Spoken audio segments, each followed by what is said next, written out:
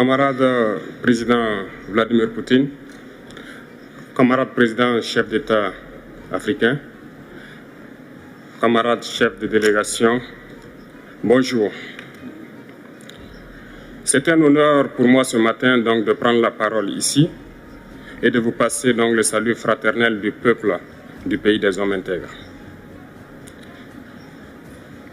C'est aussi le lieu pour moi, avant tout propos, de rendre grâce à Dieu, Dieu Tout-Puissant qui nous a permis de nous réunir ici ce matin en bonne santé pour parler de l'avenir et du bien-être donc de nos peuples.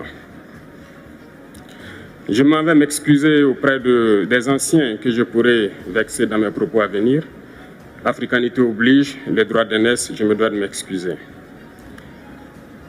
Camarades, j'ai quelques questions donc de ma génération, mille et une questions qu'on se pose. Mais nous n'avons pas de réponse. Et il se trouve qu'ici, nous pouvons laver donc notre linge sale parce qu'on se sent en famille. On se sent en famille en ce sens que la Russie est une famille aussi pour l'Afrique. C'est une famille parce que nous avons la même histoire. La Russie a consenti d'énormes sacrifices pour libérer le monde du nazisme pendant la Seconde Guerre mondiale. Les peuples africains, nos grands-pères, ont été déportés de force aussi pour aider l'Europe à se débarrasser du nazisme. Nous partageons la même histoire en ce sens que nous sommes les peuples oubliés du monde. Qu'ils soient dans les livres d'histoire, dans les documentaires ou films, on tend donc à balayer le rôle prépondérant qu'a joué la Russie et de l'Afrique dans cette lutte contre le nazisme. Nous sommes ensemble parce que actuellement nous sommes là pour parler de l'avenir de nos peuples, de ce qui va advenir demain, de ce monde libre auquel nous aspirons, de ce monde sans ingérence dans nos affaires internes. Nous avons les mêmes perspectives et je souhaite que ce sommet soit l'occasion donc de pouvoir tisser de très bonnes relations en vue d'un meilleur avenir de nos peuples.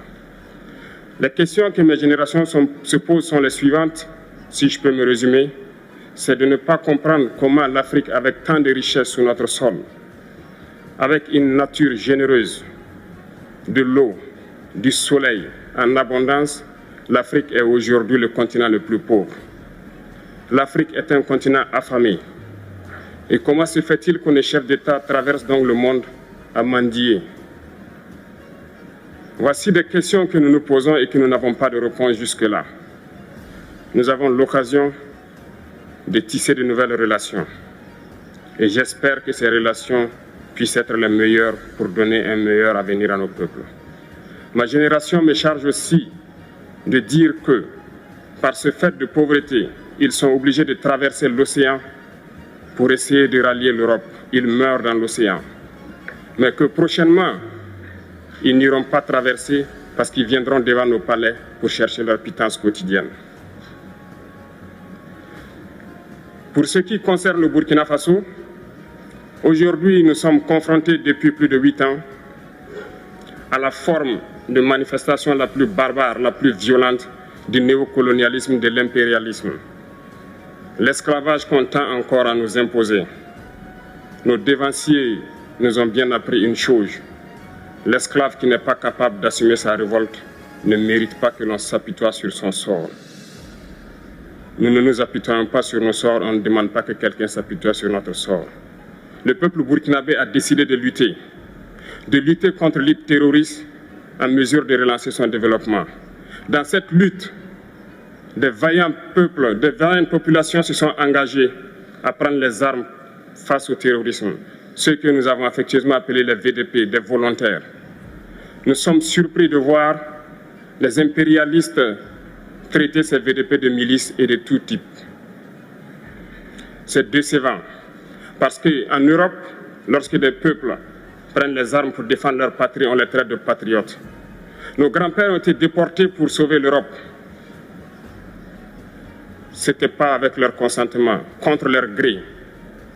Et bien au retour, on se rappelle bien qu'à Tiaroy, lorsqu'ils ont voulu revendiquer leurs droits élémentaires, ils ont été massacrés. Cela ne fait rien donc. Lorsque nous, peuple, nous décidons de nous défendre, on nous traite de milices. Mais là n'est pas le problème. Ce qui est le problème, c'est de voir des chefs d'État africains qui n'apporte rien à ces peuples qui se battent, mais qui chantent la même chose que les impérialistes en nous traitant de milices, en nous traitant donc d'hommes qui ne respectent pas les droits de l'homme. De quels droits de l'homme parle-t-on? Nous nous offusquons contre cela et c'est honteux. Il faut que nous, chefs d'État africains, nous arrêtons de nous comporter donc en marionnettes qui dansent à chaque fois que les impérialistes tirent sur les ficelles. Hier, le président Vladimir Poutine a annoncé donc l'envoi de céréales en Afrique. Nous sommes bien contents. Nous lui disons merci pour cela.